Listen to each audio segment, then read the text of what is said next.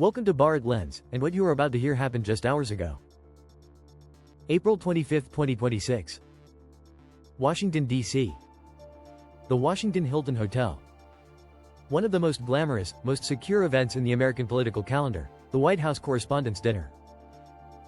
The President of the United States, the First Lady, the Vice President, and the entire cabinet seated in a ballroom full of journalists, celebrities, and diplomats. And then, gunshots. Trump was seated at the head of the ballroom when video captured what sounded like at least 5 loud bangs. Armed officers rushed in and hauled the President, First Lady, Vice President J.D. Vance and others away while other attendees remained. People were diving under their tables. Chaos inside one of the most heavily guarded rooms in America. Trump was rushed off stage at the Washington Hilton Hotel on Saturday evening after gunfire broke out outside the ballroom. The President, First Lady Melania Trump, and Trump's cabinet were unharmed. Tonight we go through everything. What happened second by second? Who the attacker is? What his weapons were? What Trump said at midnight at the White House? How the world reacted? And what this moment tells us about the state of American democracy, and why every Indian watching needs to pay attention. Let us go through this exactly as it unfolded. The White House Correspondents Dinner is held every year. It is a tradition, journalists, administration officials, celebrities, all in one room for an evening of speeches and press freedom celebration. Saturday was the first time Trump attended as president. He had skipped it throughout his entire first term.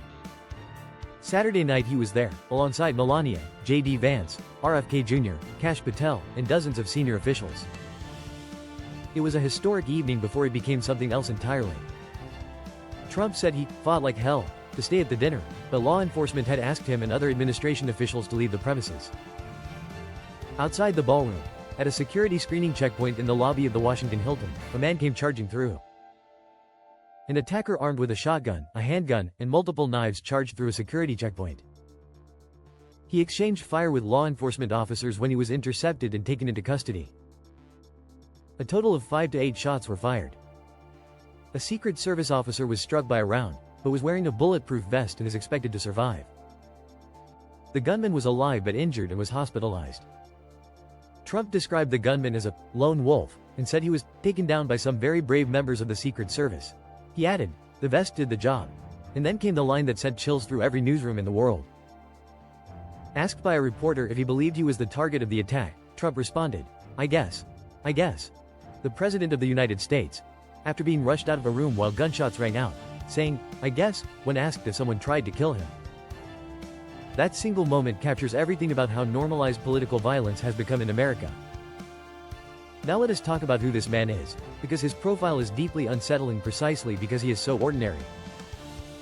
Authorities identified the suspect as Cole Tomas Allen, 31 years old, from Torrance, a suburb of Los Angeles in California.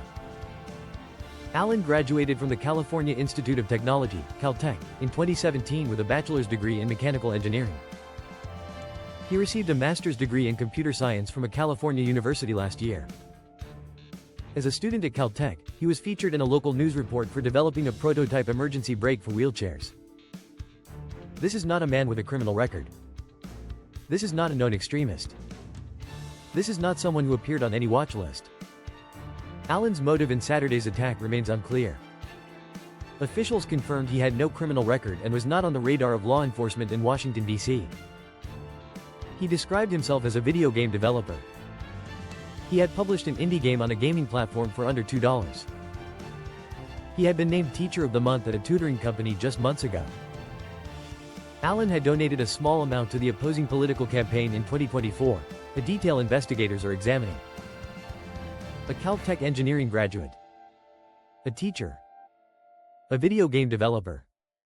Armed with a shotgun, a handgun, and multiple knives.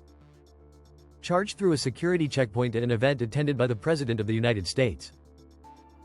A former teammate described Allen as probably the most gentle person on the team, which makes it even more shocking that he did this. And perhaps most chilling of all, the suspect is believed to have been a guest at the Washington Hilton where the event took place. Police secured a hotel room to determine what is inside. He was staying in the same hotel. He had planned this. According to investigators, the attacker told authorities he was targeting officials in the Trump administration. This was not random. This was deliberate. A planned attack on the most senior members of the United States government, in a room where the president, vice president, and entire cabinet were gathered simultaneously. After being evacuated, Trump held a press conference at the White House late Saturday night. And everything about how he handled it tells you something important about this president. Trump said the attack was perpetrated by a thug who attacked our Constitution. He added, "That was very unexpected, but incredibly acted upon by Secret Service and law enforcement. This was an event dedicated to freedom of speech, and in a way it did bring people together."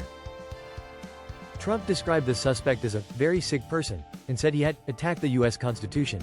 He said, "Today, we need levels of security that probably nobody has ever seen before." He pledged to reschedule the press dinner. Before the press conference, Trump posted images on Truth Social of the suspect face down on the ground, as well as a clip of surveillance video showing a man running past security personnel. Trump said he shared the footage to show how swiftly the Secret Service and law enforcement had acted. This is the third time in less than 2 years that someone has tried to kill Donald Trump. The first was Butler, Pennsylvania, July 2024. Thomas Crooks fired 8 shots, killed a bystander, grazed Trump's ear. The second was his Florida golf course, September 2024. A man was arrested with a loaded weapon waiting in the bushes. And now this. The Washington Hilton. A security checkpoint at the most glamorous political event of the year. A man with a shotgun, a handgun, and knives, who had booked a room in the same hotel. Trump's deputy chief of staff said Saturday's attack brings back a lot of terrible memories of the attempted assassination in Pennsylvania. "Never thought I'd be hitting the ground again after Butler as a result of shots being fired. Brings back a lot of terrible memories. I am so thankful that everyone in attendance tonight is okay." 3 attempts in 2 years. Each one more brazen than the last. The reaction from world leaders was swift and unanimous. World leaders including Indian Prime Minister Narendra Modi, Japan's Prime Minister, and Mexico's President condemned the attack and expressed their relief that Trump was unharmed. Modi said, "Violence has no place in a democracy and must be unequivocally condemned." He extended his best wishes for Trump's continued safety and well-being. Now, pause on that for a moment. This is the same Trump who called India a hellhole on the planet, just 48 hours before this attack. And India's Prime Minister, within hours, issued one of the most prominent and warmest condemnation statements in the world. That is India's diplomatic discipline on full display. Whatever the personal tensions, whatever the hellhole remark, whatever the tariff disputes, when the president of your most important strategic partner faces an assassination attempt, you condemn it immediately and without conditions. Israel's foreign minister said, "Israel stands shoulder to shoulder with the United States and Trump. Zero tolerance for political violence." Canada's Prime Minister said he is relieved that the President, the First Lady, and all guests are safe. Britain's ambassador confirmed British embassy officials were at the event and praised the swift and professional response of the Secret Service. Here is what this moment actually means, beyond the drama, beyond the breaking news ticker. America is experiencing a level of political violence and social fracture that has not been seen since the 1960s and 1970s. 3 assassination attempts on the same president in less than 2 years. A Caltech-educated teacher, by all accounts a gentle, unremarkable person, planning a targeted attack on the most powerful gathering of officials in the country. This is not a Trump problem. This is an America problem. And it has consequences far beyond US borders.